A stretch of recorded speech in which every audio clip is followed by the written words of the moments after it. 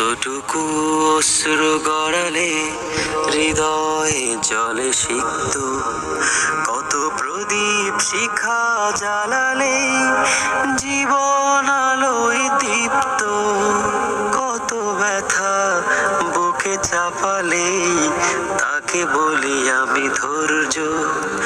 নির্মমতা কত দূর হলে জাতি হবে নির্লজ্জ।